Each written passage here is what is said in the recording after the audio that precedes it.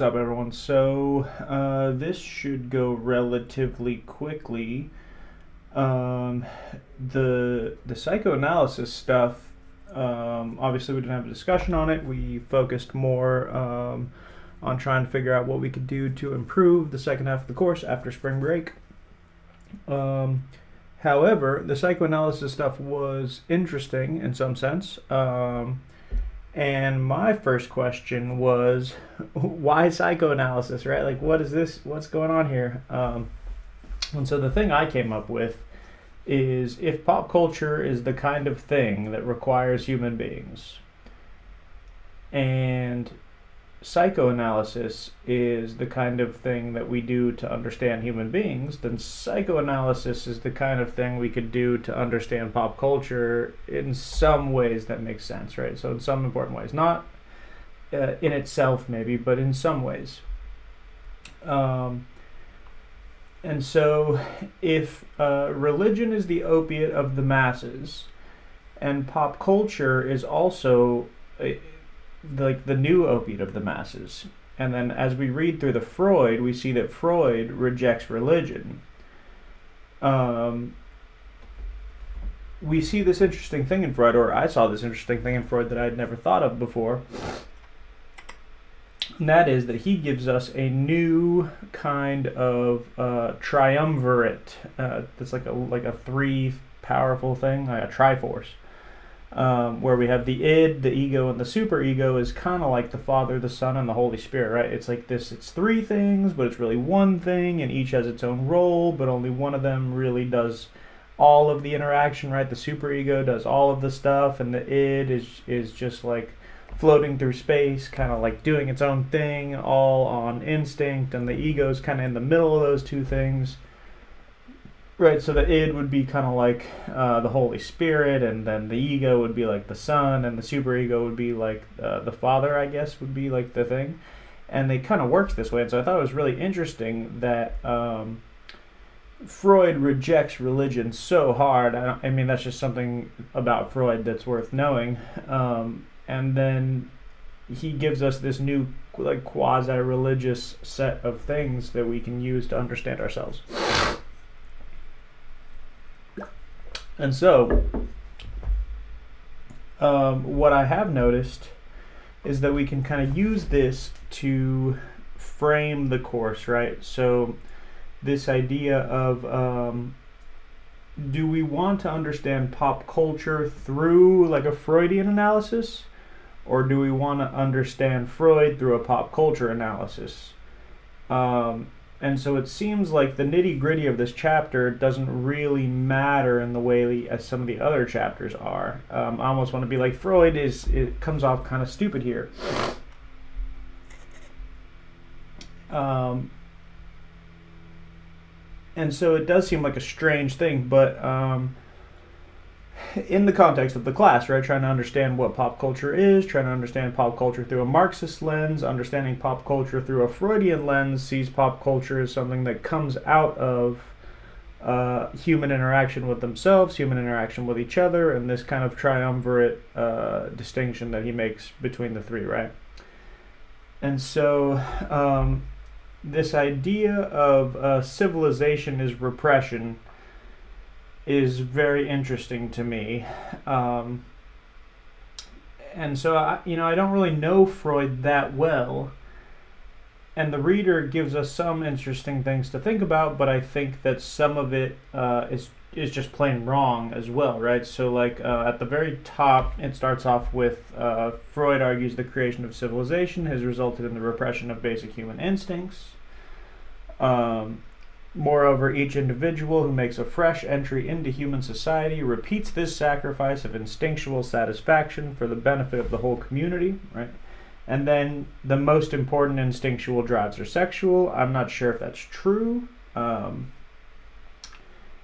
And same goes for these unconscious processes of sublimation, right? Like, what are those? Like, what are they supposed to be? It's unclear, right? And then same goes for society believes that no greater threat to its civilization could arise than if the sexual instincts were to be liberated and returned to their original aims. What original aims, right? Man, allergy season. Are the original aims like procreation? It doesn't seem like Freud would take that to be the original aim, but it's also not pure like pleasure. It doesn't seem like, and so it's this weird like balance up and down, like about what is supposed to be going on here. Similarly, fundamental to this argument is Freud's discovery of the unconscious. I don't know if he discovered the unconscious. The unconscious has been talked about, for thousands of years before him. And so we have to ask, what is the unconscious for Freud, right? And it's supposed to be as a consequence of censorship and resistance that the unconscious is only ever expressed in distorted form. We cannot, as an act of will, recall material from the unconscious into the conscious. And so my question to you, and what I would have put on the discussion board if we didn't talk about it, or if we didn't try to sort out some of the class stuff, is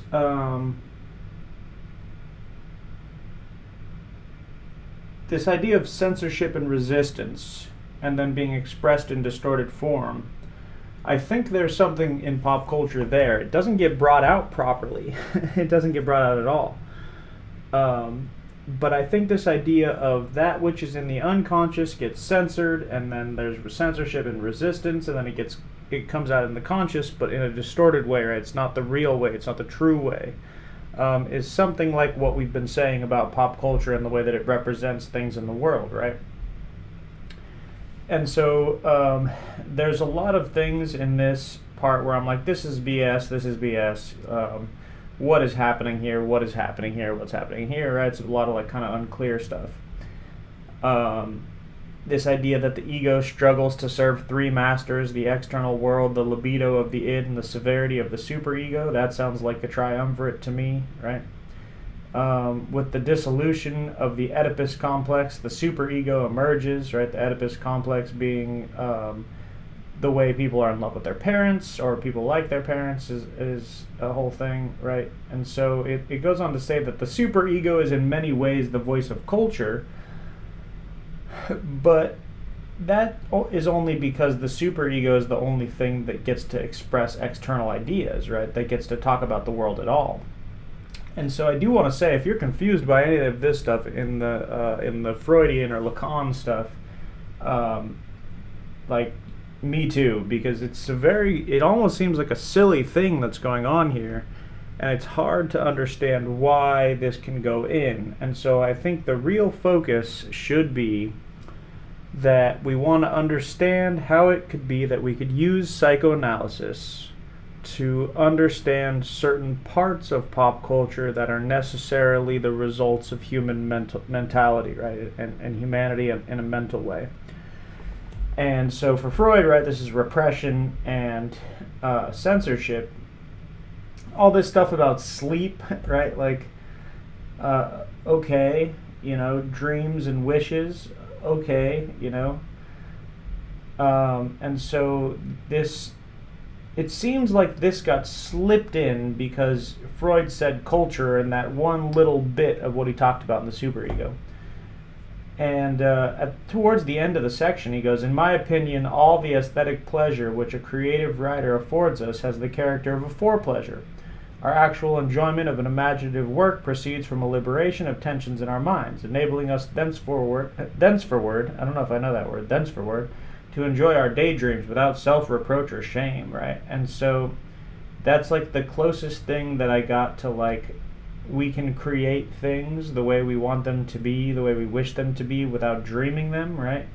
And that in that dreaming is aesthetic pleasure for creative writing. And so when we read creative writing, or when we watch TikToks and these kinds of things, that's the closest we can get to enjoying ourselves without shame and reproach of our own thing. And so there's a sense where there's a pop culture tie in there too. But even then, all of this is it's a stretch. All of it is a stretch. And so at the very, very, very end, on page 101, I mean, this is going to be a 10-minute video on Freud because I don't think that it fits in to the class the way the reader wants it to fit in. And I read it 3 or 4 times and tried to get it together. he says, or the reader says, that is, if meaning depends on the associations a reader brings to a text, what value can there be in psychoanalytic textual analysis, right? It would be circular. When a psychoanalytic critic tells us the text really means X, the logic of Freudian psychoanalysis is to say that this is only what it means to you, right? And so the thing to take away from the Freud section, I think, is the stuff in culture, is actual pop culture.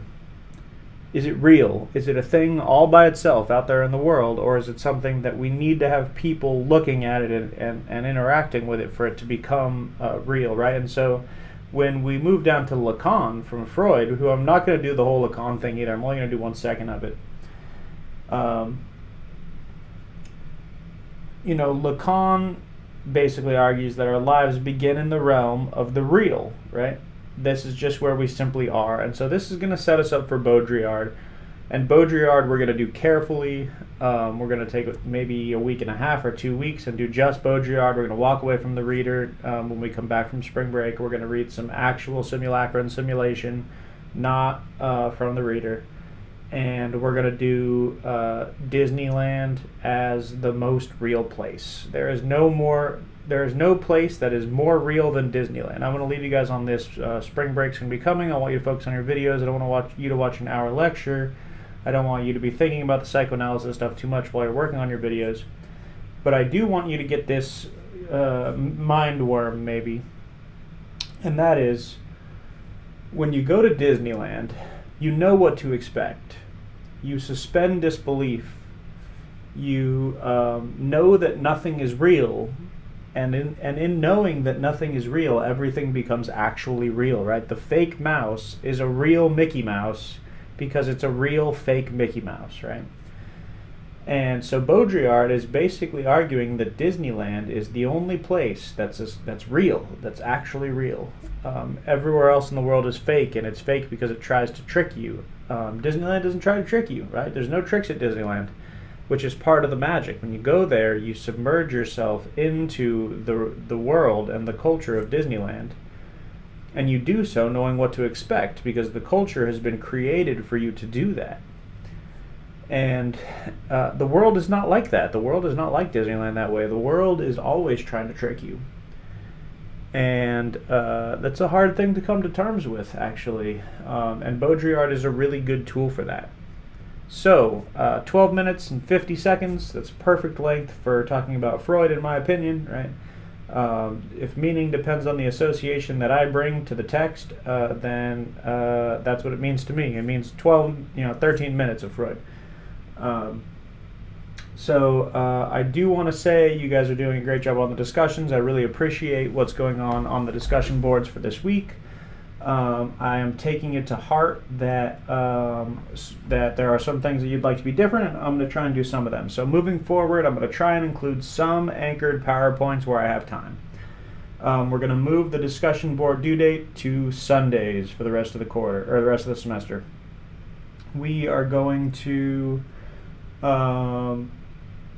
I'm going to give you lectures on Monday instead of at the end of the week. So when we come back from spring break, that first Monday, you'll have a lecture ready to go on that Monday. I still suggest, like I said in the note, that you read before you actually watch the lecture. And so you'll have those at the same time. The discussion will be due on Sundays, and then that next Monday you will get the lecture again. So I think that's it. You guys are doing real well. Everything's going well. I reached out to those of you that are just under A's and then below. So anybody that has a B and below, you've heard from me, so we can try and see what's going on and make sure that you either play catch up or turn in everything for the rest of the semester. And other than that, if you haven't heard from me, you're doing quite well over spring break. I'll put in the rest of your grades for discussions all the way through your term paper outlines. And I will grade your videos the week after spring break, most likely. So I think that's it. Have a great spring break. If you need me for anything or you have any questions, shoot me an email. Other than that,